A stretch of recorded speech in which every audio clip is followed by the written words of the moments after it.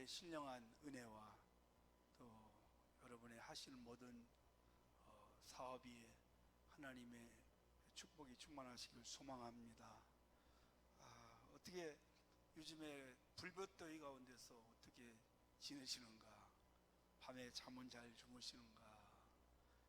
또 뭐 에어컨이 있어도 전기세가 아까워서 키지 못하고 주무시는 분들도 계실 것 같은데, 그래도 키고 주무셔야 됩니다. 돈보다는 건강이 더 중요하니까. 건강을 잃으면 다 잃어버린다고 그러잖아요. 그래서 이 무더위를 잘 극복하시고 해마다 시원한 물들을 좀 많이 마셔서 우리 영적 군사들은 이 더위도 이길 수 있는 지혜와 능력이 필요합니다. 미국 그 남북 전쟁 때에 남과 북이 강을 하나 두고 전쟁을 하게 되었습니다. 그게 포토맥 강이라는 강인데, 강 사이를 두고 북쪽 남쪽이 그렇게 대치를 하고 전쟁을 했는데, 내일 아침에 총 양쪽에서 공격을 이제 하기로 했습니다. 그렇게 계획을 짜게 된 거죠. 이제 내일 아침에면은 양쪽에서 수많은 젊은 군인들이 죽게 되는 것입니다. 달빛이 고요한 밤, 군인들이 잠이 오지 않겠죠. 불안한 마음으로 밤을 지새게 되는데, 한 군인이 노래를 하나 부르기 시작합니다. 그 노래 제목이 뭐냐면 즐거운 우리집이라는 그런 노래예요. 조용히 노래를 부릅니다. 즐거운 곳에서는 날 오라 하여도 내 쉴 곳은 작은 집, 내 집뿐이리리. 이렇게 자기 집을 생각하면서, 고향을 생각하면서 노래를 부르니까 옆에 있던 동료들, 이 친구도 따라서 부르기 시작을 하는 겁니다. 그래서 이쪽에 한 군인들이 다 그 노래를 부르니까 고요한 밤에 이 노래소리가 강 저편에 적군에까지 들리기 시작한 거예요. 적군에서도 그 노래소리를 듣고 다 따라서 하는 겁니다. 이렇게 양쪽에서 밤새도록 노래를 부르는 거예요. 즐거운 우리 집의 노래를 불렀어요. 아침까지 불렀어요. 그리고 그 다음날, 그날 아침에 전쟁이 일어나지 않았어요. 그들이 이런 말을 했습니다. 우리는 한 민족입니다. 우리는 한 국가 군인들입니다. 그리고 우리는 비록 남북으로 지금 전쟁을 하지만 우리는 하나입니다. 우리는 하나다. 굉장히 여러분 중요합니다. 한번 따라서 해볼까요? 우리는 하나다. 그렇죠 여러분? 우리 예수 믿는 사람들 하나잖아요. 예수 안에서 우리는 하나예요. 하나님을 아버지로 부르는 우리는 자녀들로, 형제자매가 다 하나인 줄로 믿으시기를 바랍니다. 이 육신의 어떤 가족보다 예수님의 피로 맺어진 이 영적 관계, 이 가족은 더 진하고 끊을래야 끊을 수 없는 불가분의 관계라는 것을 우리는 알아야 되겠죠. 예수님도 그 십자가를 지시기 전날 간절하게 기도를 두 가지를 올립니다. 그게 뭘까요? 그 제자들을 위해서 기도하는 거예요. 자신을 위해서 기도하다가 십자가를 안 지려고 하다가 하나님의 뜻을 알고 내 원대로 마옵시고 아버지의 원대로 되기를 원하나이다. 이렇게 아버지 뜻대로 이제 기도하고 십자가를 지기로 결단하지 않습니까? 그리고 제자들을 위해서 기도를 하는 거예요. 그게 뭐냐면, 첫째는 저들이 시험에 들지 않도록 깨어 기도하기를 원합니다. 믿으십니까 여러분? 자기가 십자가를 지면 분명히 제자들이 시험 들어서 다 넘어질 거다. 그래서 그걸 위해서 기도했어요. 또 하나는 뭐냐면, 아버지여 저희를 하나 되게 하소서. 하나 되게 해달라고 기도했어요. 왜? 그들의 마음속에는 다 생각이 달랐어요. 세상의 어떤 유익을 위해서 이치를 가지고 그들은 예수님 십자가 돌아가실 때까지 그걸 생각을 하게 된 것이죠. 그래서 하나 되게 해달라고 기도를 한 거죠.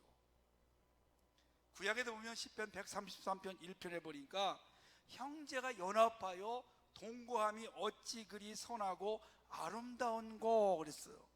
연합하는 거, 하나 되는 거 굉장히 중요합니다. 그래서 우리 그 스포츠에서는 뭐라고 말하면 중계하시는 분들이 원팀을 얘기해요. 하나가 된다는 거죠. 한 마음이 돼야 한다.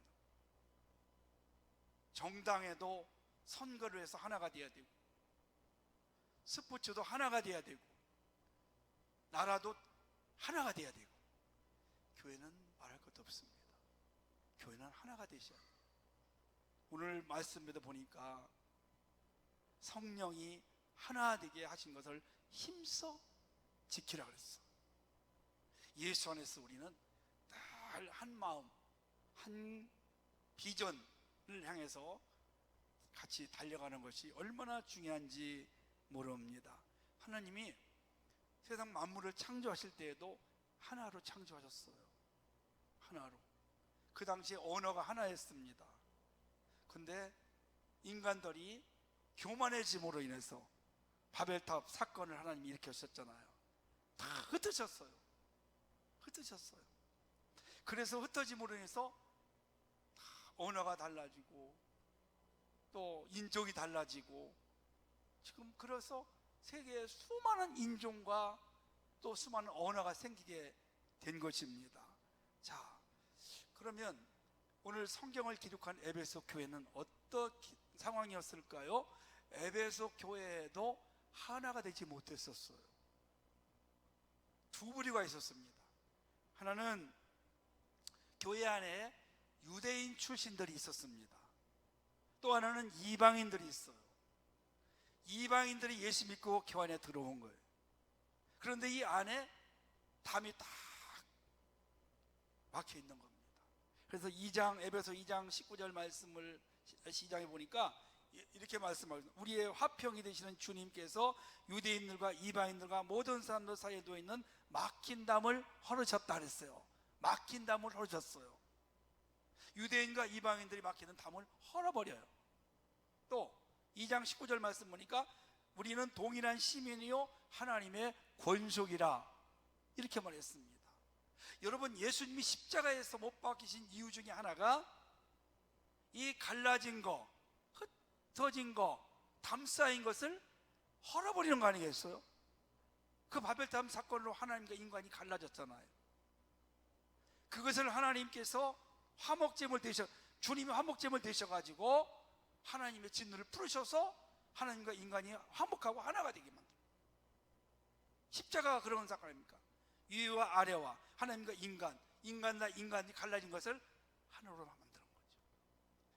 아무리 원수라도 중간에 예수님이 계시면 화목됩니다. 하나가 됩니다. 그래서 어느 나라, 어떤 불행한 곳이라도 우리 주님의 복음이 들어가면 화해가 됩니다. 갈라진 것이 화합이 돼서 하나가 되는 그런 놀라운 역사가 일어나게 되는 것이죠. 자, 성경에는 여러 초대교회에 보면 교회들이 나옵니다. 그 중에 안디옥 교회가 나와요. 아주 좋은 교회입니다. 이방인 최초로 핍박을 받아서 흩어진 사람들이 가서 교회를 세운 거죠. 그래서 그 안디옥 교회에도 여러 종류의 사람들이 있었어요. 제가 1절을 읽어드릴 테니까 잘 들어보세요. 안디옥 교회에 선지자들과 교사들이 있으니 곧 바나바와 니게르라 하는 시몬과 구레네 사람 루기와 분봉왕 헤롯의 젖동생 마나안과 및 사울이라. 지도자들, 교회 지도자들, 선지자들과 교사들이에요. 지도자들이에요. 근데 이 지도자들이 다양한 사람들이라는 겁니다. 연령이 다양해요. 바나바와 사울은 한 세대 차이가 납니다. 그러니까 우리 자녀들과 이 부모와 그렇게 차이가 나요. 세대 차이가 엄청난 거죠. 자녀와 부모의 세대 차이는 굉장한 겁니다. 여러분, 나이가 많고 젊다고 다 좋은 거 아닙니다. 나이가 많다고 다 나쁜 거 아닙니다. 다 장단점이 있습니다. 이 세상의 모든 이치는 양면성이 있어요. 다 젊다고 좋은 것만 아니에요. 우리 노예에 젊은 목사들이 이게 후임자로 왔는데 교회를 어지럽고 교회를 깬 사람들이 여러 명 있어요. 목회를 못해요. 좋은 거 아니에요, 여러분. 다 좋은 거 아닙니다. 나이 먹은 사람 나쁜 거 아닙니다. 노련하게 경험을 가지고도 할 수 있고, 영혼이 또 깊은 게 이런 것들이 경험, 여러분 그런 거 우리나라에도 젊은 사람만 있어 보세요, 여러분. 세상에 아마 안 들어갈 거예요. 골고루 장단점이 있다는 거죠. 바울과 바나바는 나이 차이가 한 세대예요. 자, 제가 그건 좀 이따 얘기해 드릴게요. 그 다음에 왕족이 있고요, 평민이 있었어요. 그리고 니게르라는 흑인도 있었어요. 백인도 있어요. 중동의 아시아 인종도 있어요. 이렇게 여러분 다양한 지역으로, 세대로, 신분적인 차이가 지도자들 가운데 있었지만 아주 조화를 잘 이루어서 건강한 교회, 은혜가 충만한 모범적인 교회로 만드는 것입니다. 자, 여러분, 바나바는요 이웃집 아저씨 같이 착하고 성실한 사람이에요. 바울은 어떤 사람일까요? 날카로운 학자 같아요. 그럼에도 불구하고 두 사람이 안 맞을 것 같았지만 잘 맞았어요. 사도행전 11장 25절 말씀 보니까 둘이 교회에 1년간 모여 있어 큰 무리를 가르쳤고, 바나바와 바울이 교회에서 1년 동안 연합해서 큰 무리들 잘 가르쳤다는 것입니다. 연합을 잘한 것. 자, 여러분, 사도행전 3장 1절에 보면 바울과 베드로와 요한이 성전에 기도하러 올라가다가 안진병 일으킵니다. 근데 잘 들어보세요. 베드로와 요한이란 가운데 뭐가 있습니까? 와가 있어요, 여러분요. 이 와가 하나로 만드는 연결고리예요. 너무너무 중요합니다. 정말 이 와 하나가 역사를 바꿔놔요. 베드로와 이 요한은 하나가 절대 될 수가 없어요. 베드로는 성격이 불 같아요. 요한은 아주 너그럽고 착하고 그런 사람이에요. 베드로는 배운 게 없어. 요한은 지식 있는 사람이에요. 베드로는 어부로 가난하고 평민이어서 천민이었지만 요한은 귀족입니다. 둘이 하나가 될 수가 없어요. 나이 차이도 많아요. 그런데 가운데 와를 딱 놓으니까 둘이 연합해서 원팀이 돼서 하나님의 성전에 올라가서 기도하러 가다가 안진병이 일으켜요. 할렐루야. 여러분, 나이, 신분, 지역, 이거 예수 안에서 다 필요 없는 겁니다. 가운데 와를 세워놓고 우리가 주님을 중심에 세워놓고 하나가 되면 우리는 틀림없는 역사를 이룰 줄로 믿으시기를 바랍니다. 그러면 오늘 에베소 교회에 성령으로 하나 되게 하는데 어떻게 하나 되기를 원했을까요? 첫째는요, 겸손과 온유로 하기를 원했어요. 2절 말씀을 보면 모든 겸손과 온유로 하고 그랬습니다. 겸손이 뭡니까? 겸손이 착한 것만이 겸손이 아닙니다. 나를 낮추는 겁니다. 그걸로만 끝나는 게 아닙니다. 나를 낮추고 남을 높여주는 거예요. 할렐루야. 나만 낮추는 게 아닙니다. 나를 낮추고 남을 나보다 낮게 여기는 거, 남을 인정해 주는 거, 이거 굉장히 중요합니다. 자, 그러면 우리가 예수 앞에서 예수님 믿고 났을 때 우리가 어떻게 변했을까요? 예수님을 믿고 나면 몰라요. 내가 예수 믿기 전에는 아주 훌륭하고 능력 있고 잘나고 내가 최고인 줄 생각을 합니다. 근데 예수 믿고 나면, 예수님 만나고 나면, 은혜 받고 나면 우리 입에서 무슨 이야기가, 무슨 고백이 나옵니까? 주님, 저 잘났지요? 저 잘했지요? 저 똑똑하지요? 이만큼 제가 이뤘어요. 그렇게 하지 않습니다. 뭐라고 합니까? 주님, 저는 죄인이네요. 저는 죄인입니다. 저는 부족합니다. 저는 아무것도 아닌 존재네요. 자기의 실존을 발견하게 됩니다.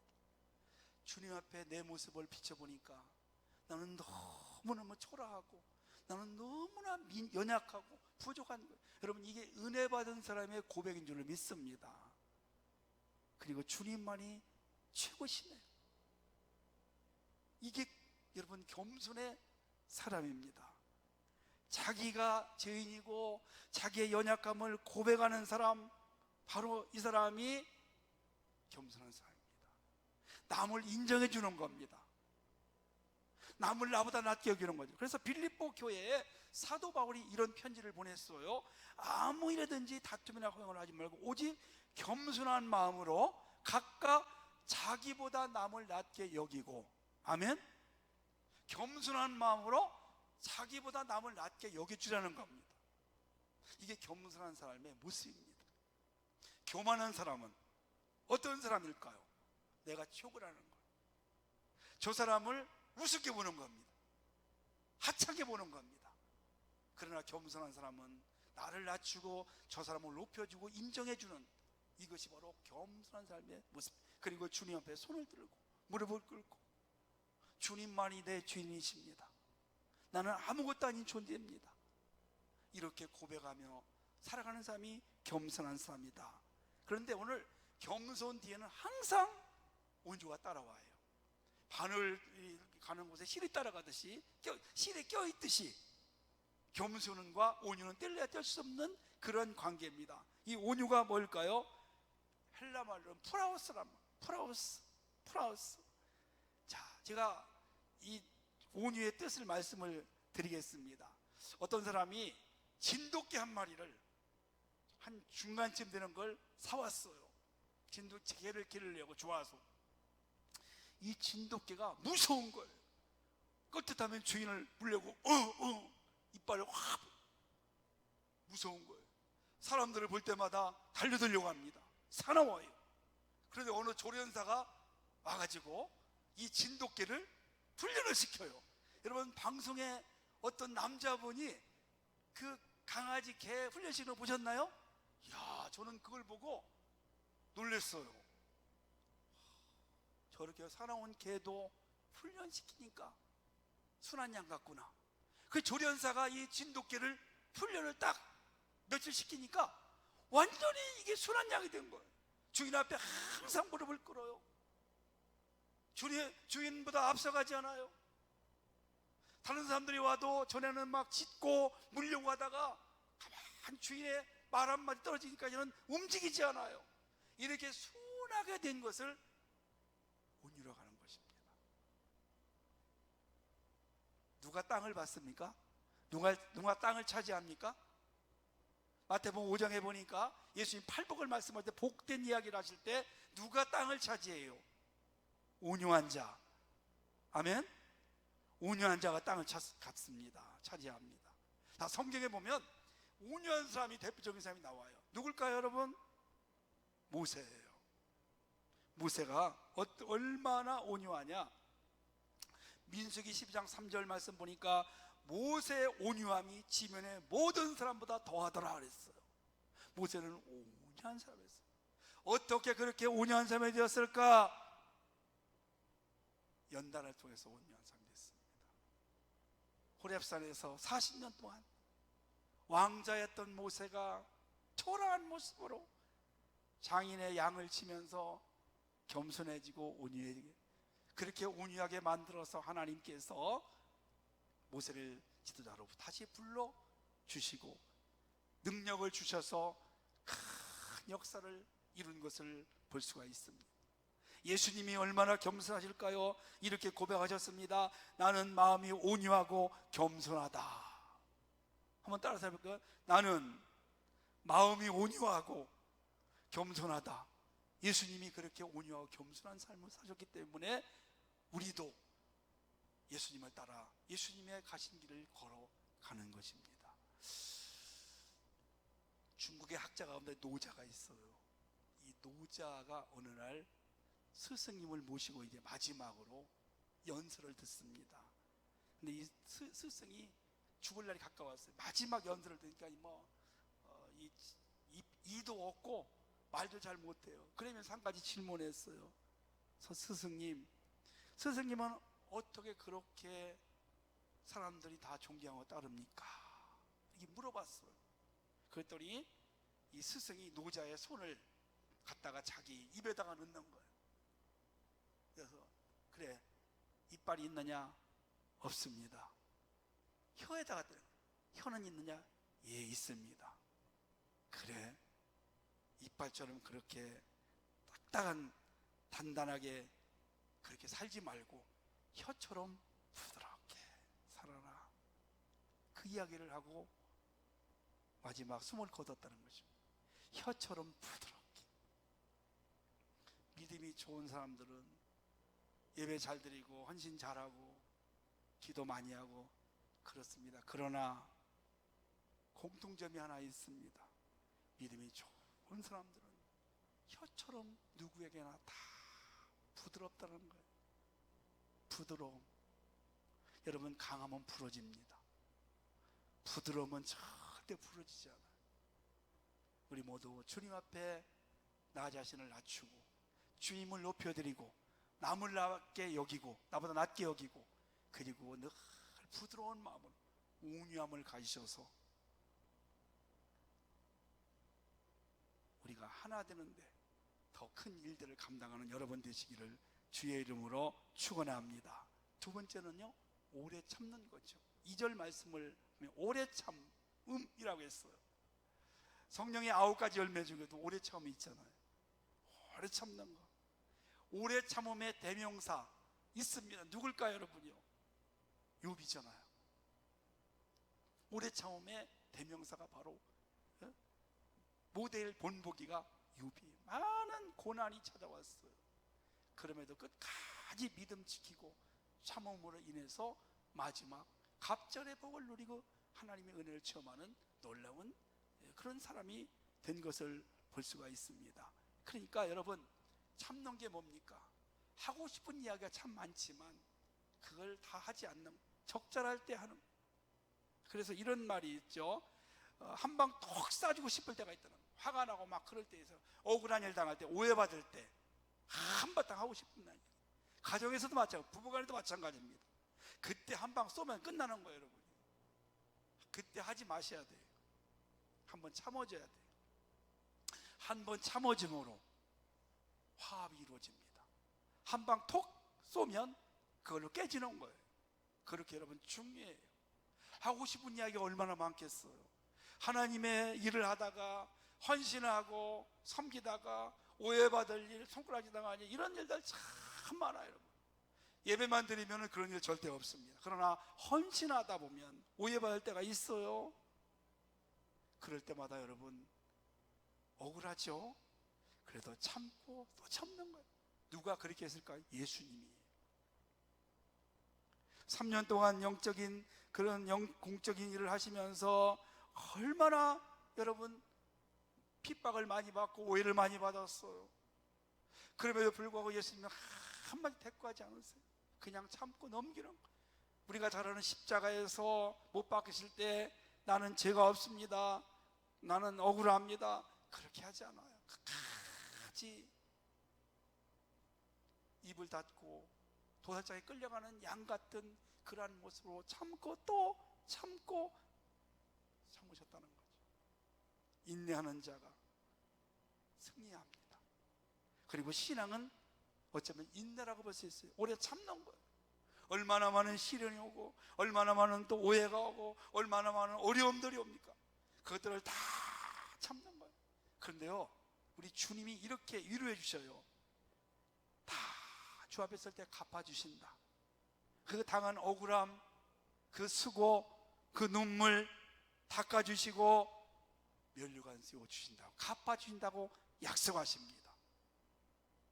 참는 자가 이기는 자입니다. 오래 참기를 원합니다. 그런 자가 승리자인 줄 믿습니다. 자, 세 번째는 사랑 가운데 서로 용납하는 겁니다. 하반절을 보니까 사랑 가운데 서로 용납하고 그랬어요. 용납이 뭘까요? 너그럽게 이해하는 겁니다. 너그럽게 이해하는 거. 자, 하나님은 우리를 만드실 때에 다양하게 만드셨어요. 쌍둥이가 5명이 나와도 다 달라요. 이 지구상의 사람들이 다 달라요. 여러분이 자녀 2명을 낳으셨죠? 2명 낳으신 분들은 둘이 같은 애가 없어요. 달라요. 다 달라요. 얼굴이 다르고, 생각이 다르고, 가치관이 다르고, 삶이 다르고, 인생이 달라요. 다 다릅니다. 여러분, 우리가 정말 이해해야 되고 중요한 것이 뭐냐면, 나하고 생각이 다르다고 나쁜 것이 아니라는 겁니다. 옳고 그름이 다른 게 중요한 게 아닙니다. 다른 사람의 생각과 그런 것들을 우리는 이해할 수 있어야 돼요. 용납할 수 있어야 돼요. 이게 지도자입니다. 모든 사람을 포용할 수 있어야 돼요. 저 사람은 저런 면이 있고, 이 사람은 이런 면이 있고, 저 사람은 저런 신앙, 이런 신앙, 다 여러분 그거를 우리가 포용할 수 있어야 돼요. 2 자녀가 있어요. 하나는 공부를 잘하고 하나는 예술에 뛰어나요. 초등학교 때인데, 너는 왜 이렇게 공부를 못하냐? 너는 왜 언니처럼 동네에서 공부를 못하냐? 안 된다는 겁니다. 여러분, 다 공부 잘하면 되겠어요? 여러분요? 하나님이 다양하게 만드신, 우리는 다양성을 인정할 수, 용납할 수 있어야 돼요. 여러분, 어떤 거라도 다 하나님의 섭리를 이해할 수 있는 삶이 되어야 된다는 것입니다. 이해하고 덮어주는 거, 인정해 주는 거, 여러분 굉장히 중요합니다. 교회 안에도 다양한 사람들이 있어요. 제가 목사지만, 담임 목사지만 여기 계신 분들 전부 다 달라요. 저는 이게 그걸 보면서 이분은 이렇게, 저분은 저렇게, 어떤 분은 성격이 급하고, 어떤 사람은 너그럽고, 어떤 사람은 뭐 이렇게 저렇게 다 달라요. 그걸 저는 이제 어떻게 조화를 잘 이렇게 할 수 있을까? 이게 이제 지도자의 지혜고 능력이고, 또 그렇게 해야 되고, 그래서 어떻게 화합을 만들어서 하나로 만들어서 함께 하나님의 나라를 이루며 우리 교회 공동체를 건강하게 만들어갈 수 있을까? 이게 이제 제가 해야 될 일입니다. 여러분 가정에서나 여러분의 삶에서도 늘 다양성을, 그 사람을 그 있는 그대로 인정해주는 여러분 되시기를 축복합니다. 나하고 의견이 안 맞는다고, 생각이 다르다고, 가치관이 다르다고 그를 무시하고 그를 인정하지 않는다면 그건 하나님 만드신, 창조하신 하나님을 인정하지 않는 것과 같다는 것이죠. 교회 안에 다양성이 있습니다. 그래서 늘 그분을 인정하고, 이렇게 해서 우리 교회가, 여러분의 가정이, 여러분의 삶의 터전에서 항상 성령 안에서 우리가 인정하고 또 낮게 여기고 오래 참음으로 해서 늘 화평이 넘치는 그런 가정, 우리 교회, 여러분의 삶의 터전이 되시기를 주님의 이름으로 축원합니다.